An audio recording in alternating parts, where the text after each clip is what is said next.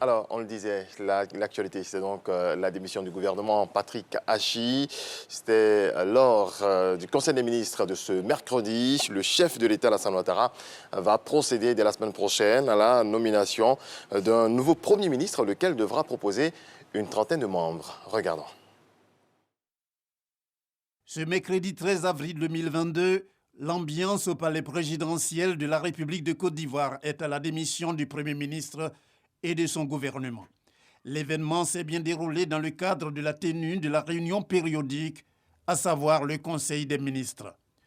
La démission a été présentée au président de la République par le chef du gouvernement, Jérôme Patrick Achi. Excellence, Monsieur le Président de la République, nous avons, avec l'ensemble de l'équipe gouvernementale, donné le meilleur de nous-mêmes pour mettre en œuvre votre vision 2030, celle d'une Côte d'Ivoire solidaire, dans le cadre du Plan national de développement 2021-2025.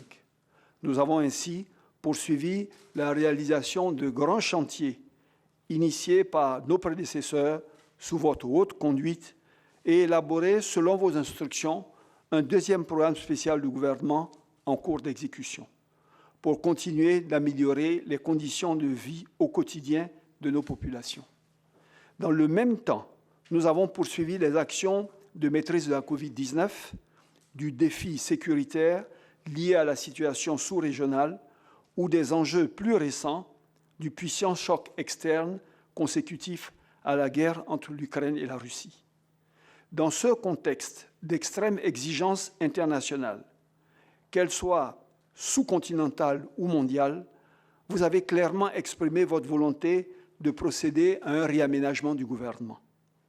Je voudrais donc respectueusement vous présenter ma démission en tant que Premier ministre, chef du gouvernement, ainsi que celle de l'ensemble du gouvernement. Je voudrais saisir cette occasion solennelle pour traduire ma reconnaissance infinie à vous pour l'opportunité unique que vous m'avez offerte et l'insigne honneur que vous m'avez accordé de travailler à vos côtés et de continuer ainsi d'apprendre de vous. En acceptant la démission du Premier ministre et de son gouvernement, le président de la République a félicité toute l'équipe gouvernementale pour le travail bien fait. Il a promis que cette détermination à la tâche serait toujours de mise avec la nouvelle équipe d'environ 30 membres à mettre en place après la nomination d'un nouveau Premier ministre. Monsieur le Premier ministre, je voudrais vous féliciter et vous remercier pour votre engagement constant dans votre mission, pour votre attachement aux résultats, ainsi que pour votre importante contribution au développement de notre pays.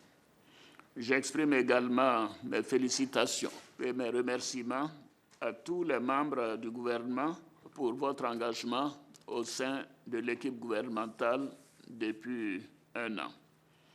Votre nomination est intervenue dans une période difficile pour notre pays, avec le décès de feu le Premier ministre Ahmed Bakayoko, un an après celui de feu le Premier ministre Amadou Gon Coulibaly. Je voudrais, à cet égard, vous réitérer mes remerciements pour votre soutien dans ces moments difficiles.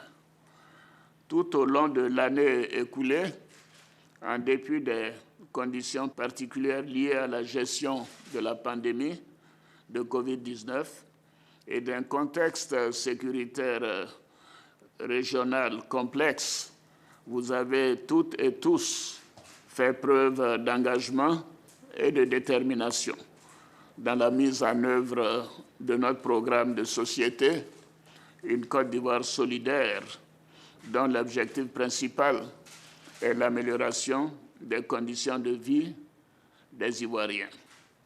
Ainsi, grâce à une équipe gouvernementale volontaire, sous votre leadership, Monsieur le Premier ministre, nous avons pu accélérer les projets et les réformes et réaliser une très bonne performance économique avec une croissance de plus de 7%, plus précisément 7,4% en 2021.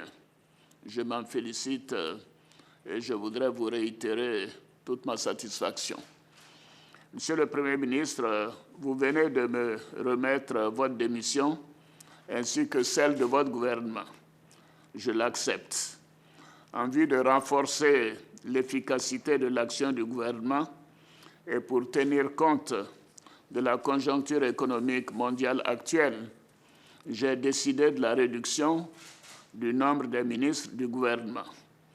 En effet, il est impératif de réduire les dépenses de l'État tout en les réorientant vers la résilience sociale et sécuritaire.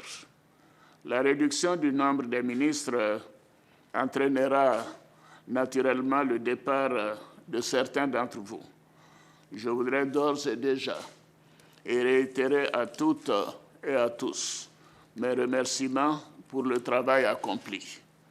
À ceux qui ne seront pas reconduits dans le nouveau gouvernement, je voudrais vous dire que vous n'avez pas démérité. Au regard de votre expérience, je suis convaincu que vous pourrez continuer de servir notre pays dans d'autres responsabilités. S'agissant de la réunion en sa présente session, elle a permis de prendre 9 projets de décret, 2 mesures individuelles et 5 communications. L'une de ces mesures porte sur le projet pôle agricole industriel dans le Nord. Il s'agit à travers ce projet de pôle agro-industriel dans le Nord de réduire la pauvreté, d'amenuiser la dépendance du pays face aux importations alimentaires et surtout d'accroître de façon significative l'exportation des produits agricoles de rente. Le Conseil a aussi décidé de la mise en place d'un système pouvant permettre d'obtenir de l'eau potable grâce à l'énergie solaire. Notre pays, dans le cadre de l'amélioration des conditions de vie de nos concitoyens et surtout de la lutte contre la pauvreté, s'est résolument engagé dans des investissements dans les infrastructures socio-économiques de base, notamment en ce qui concerne la fourniture en eau potable et en électricité, donc à tous les ménages. Dans ce cas d'un projet d'installation de 1000 unités solaires a été engagé par notre pays afin de contribuer au remplacement ou à la réhabilitation des pompes manuelles défectueuses par des stations autonomes sur l'ensemble du territoire. Ces unités sont conçues pour fournir à la fois de l'eau potable et de l'éclairage grâce à l'énergie solaire.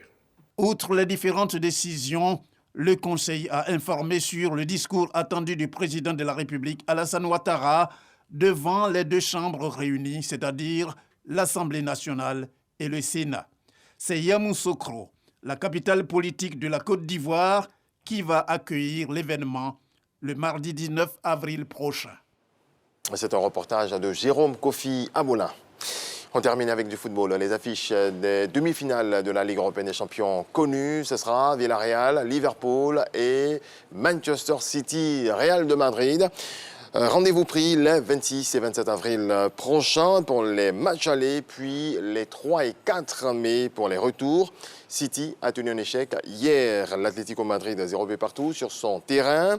En quart de finale retour, tandis que les Reds ont fait match nul, 3 buts partout, face à Benfica qu'ils avaient battu à l'aller 3 buts à 1. Merci à toutes et à tous de nous avoir suivis. On se retrouve